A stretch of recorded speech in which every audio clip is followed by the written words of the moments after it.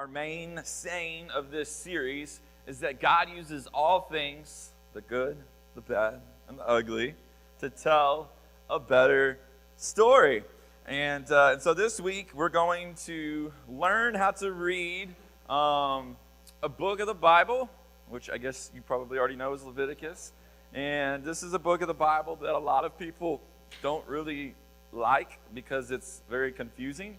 And so it doesn't matter who you are in this world. A lot of people get confused by the book of Leviticus. So Christians, atheists, they disagree about a lot of things, right? But a lot of them agree on one thing, and that is that they dislike the book of Leviticus. Because Christians, the thing for us is that it's hard to understand because what this is in Leviticus is it's a lot of rules, it's a lot of guidelines, and things of that nature.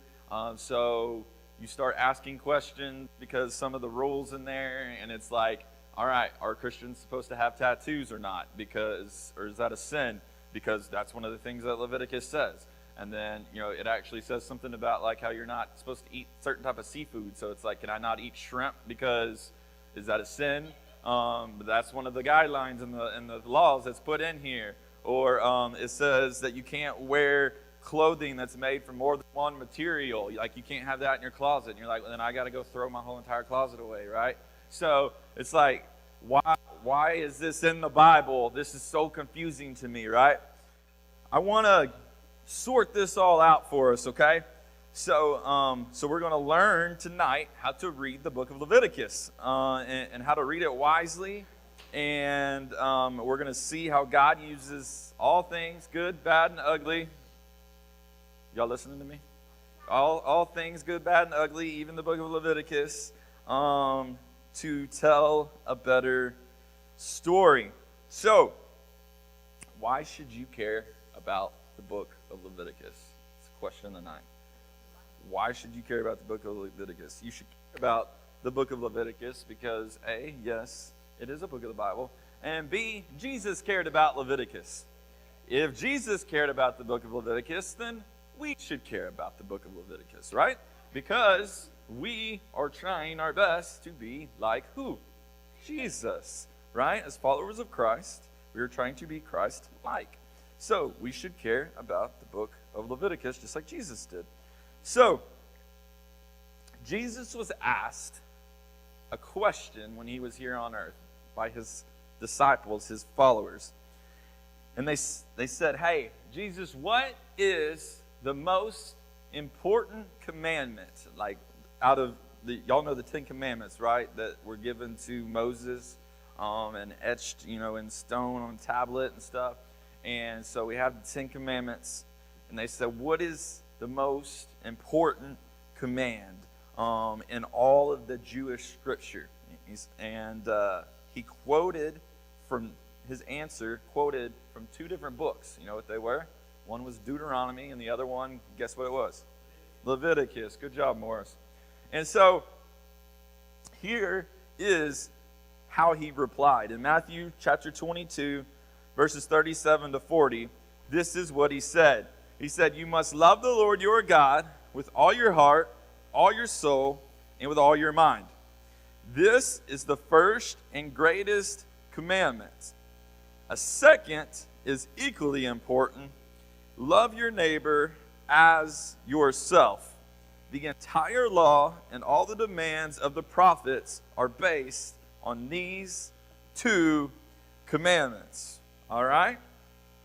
So, what were they? First off? First, he said the first and the greatest is what?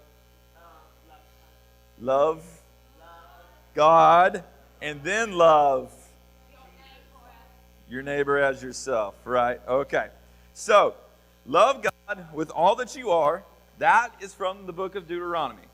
And then love your neighbor as yourself, we see in the book of Leviticus. And that is what we are going to talk about tonight. is zooming in on the book of Leviticus and what Jesus was saying here and how he was quoting this scripture. So, we've been saying that the past couple weeks that in order to read the Bible wisely, we have to remember that Jesus is king and context is everything, right? So, that'll help us read the Bible wisely. So, zooming in on the book of Leviticus, specifically the chapter that Jesus quoted from, which is 19, which is where I told you to go, we are going to talk about three different things. We're going to break it up into three different parts, all right? So, the first is becoming holy. The second is loving God, like we just talked about. And then the third is loving others, all right? So those are the three parts that we're about to break up into. Become holy, how to do that. Loving God, how to do that. And then loving others and what it says about doing that. Okay? Everybody with me? All right. So now we are going to get into Leviticus chapter 19. Starts like this. It says, "The Lord also said to Moses, 'Give the following instructions to the entire community of Israel. You must be holy because I, the Lord your God, am holy.'" All right? So this is part one, becoming holy, all right? Do you see where it says in the scriptures? It says, "You must be holy because I, the Lord your God, am holy." So why should we be holy? Because God is holy, right? So we should try to be holy because he is, all right? So, these two verses give us the context and the purpose of Leviticus, right? When you're reading the Bible, it's important to figure out what's going on, right? And the context and what's going on, who's involved, and all that kind of stuff. So, let's start with who's involved. We've got God, we've got Moses, and we've got the people of Israel, right? And this is so important because the book of Leviticus is a book, like we said, it's full of commands, full of instructions, and God gave the people all of this stuff to teach them how to live as his people.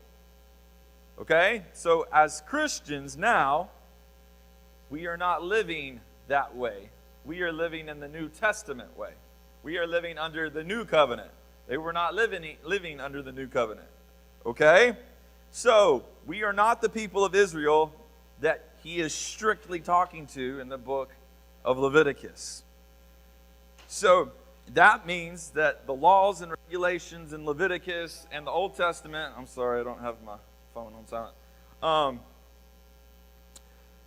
That means that the laws and the regulations in Leviticus and the Old Testament, unless they get repeated in the New Testament, they don't necessarily apply to us because we are under the new covenant. Does that make sense? So it's kind of like this, especially for those of you that are in high school. And you've gone through, I think all y'all are in Malvern, right? So you've gone through the Malvern School District. You've done elementary school. You've done Wilson, you've done middle school or junior high, and now you are in high school. All right, so every school you go through, there's probably a different rule that gets dropped, right? Like there's probably a rule or a guideline or something in high school that wasn't that you don't have to follow now in junior high or Wilson or is that true? Is there anything like that? And so that's kind of how the Old Testament and the New Testament is, all right? So since we are New Testament people now, we don't necessarily have to follow the same guidelines unless we see that they have been said and repeated in the New Testament. Is everybody with me?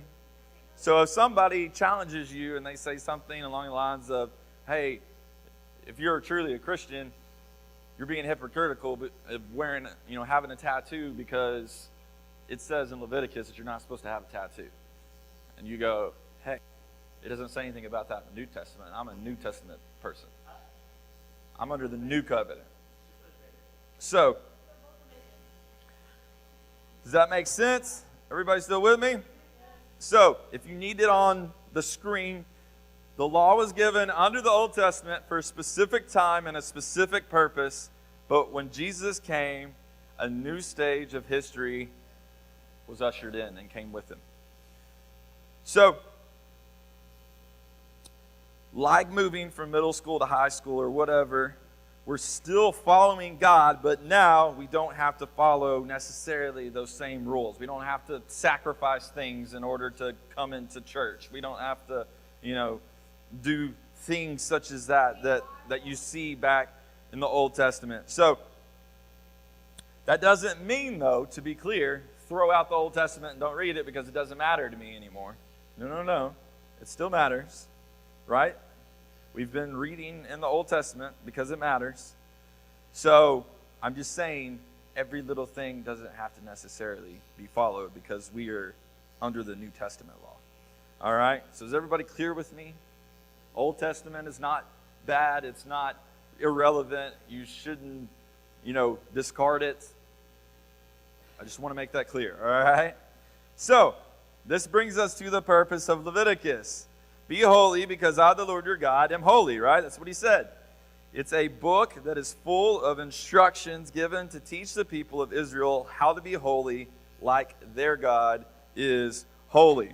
They've spent the last 400 years in Egypt, which is a place that was filled with false gods, dehumanizing people and practices, unholy values, and now they've been set free.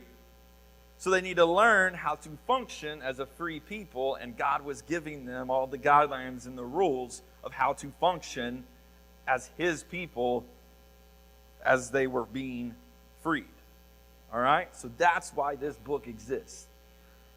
So, it's a lot to learn, especially, as a new believer and trying to figure that out. But it's the same way like you have to unlearn the ways of the world, right? Whenever you become a follower in Jesus Christ. And so that's what we're trying to do. So what I wanted you to know and to get from that is that the Leviticus law was for people of Israel that were freshly freed from slavery to teach them how to become holy. All right?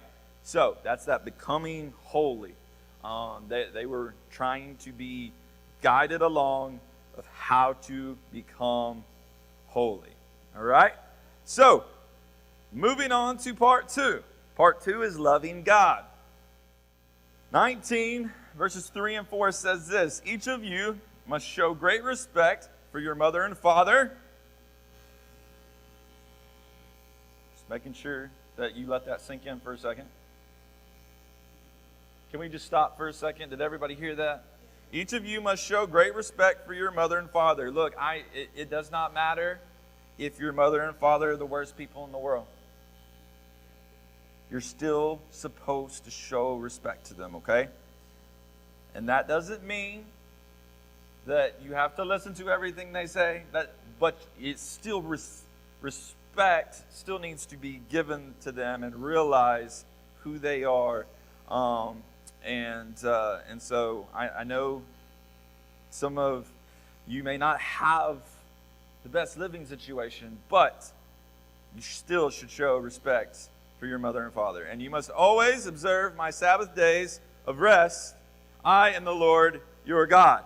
Do not put your trust in idols or make metal images of gods for yourselves. I am the Lord your God. All right? So, first part was becoming holy. So what does becoming holy look like?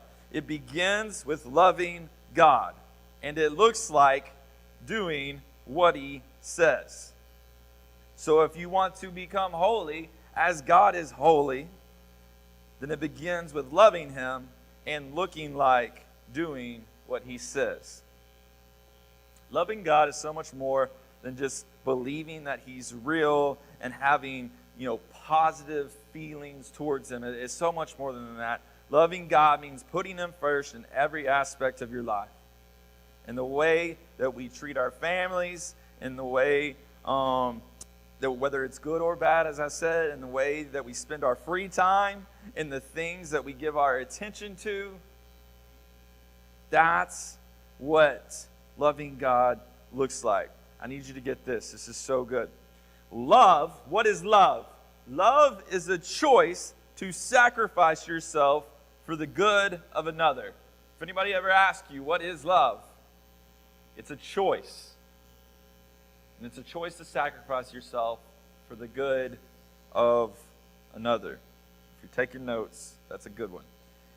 It looks like doing what he tells you to do even when you don't want to. So think about this. Let's say that I am playing, I'm a video game guy. I'm playing video games. I'm playing College Football 26. That's my game. So I'm sitting there on the couch, and I'm playing video games. And Miss Hyatt, my wonderful wife, she says, honey, the trash is full, and I'm trying to throw trash away. The trash is full. I need you to take the trash out. And I respond with, I love you, honey, and keep playing my video games. And she comes back an hour or two later, and she says, hey, Boone, you still haven't taken the trash out. And I respond with, I love you, honey, and I just keep on playing my video games. Hey, this is what you're doing to God. If it's just lip service, and you're just saying, hey, God, I love you, I run to the Father, I fall into your grace, and then you walk out the doors, and you don't actually do it with your actions, then you've done the same thing that I just did in that story with my wife. Just said I love you, and you didn't actually do anything about it. Does that make sense? Y'all with me? So, we prove our love for him and that it is real by doing what he says. So we prove our love for him and that it is real by doing what he says. So the question is what is God asking you to do? And are you doing it? Whatever it is, you need to commit to doing it. Just like I need to commit to taking the trash out. By the way, when she tells me to take out the trash, I take out the trash. That was not a story that was like from experience. That was just an example, okay? I just wanted to make sure that y'all knew that I take out the trash when she tells me to. All right, part 3. So we've had becoming holy, loving God. Part 3 is loving others, all right? So we're going to skip a little bit. We're going to be still in chapter 19, but we're going to skip a little bit to verse 18. And it says this. It says, do not seek revenge. Excuse me. Go back. No, the other way. Do not, verse 18 says, do not seek revenge or bear a grudge against a fellow Israelite, but love your neighbor as yourself. I am the Lord. All right? So it says, love your neighbor as yourself. Now, we all know that this doesn't mean like our literal neighbor, right? Or you may go, I don't have neighbors. I live out in the country. Love your neighbor isn't just the person sitting next to you or the person sitting next to you in class. It's everybody, okay? When he says love your neighbor, it means all people. It means the people that you cannot stand. It means the people that you love dearly. It means everybody. It means the people that are your complete worst enemies in life because they've treated you badly. Still, you are called to love them because you want them to love you, right?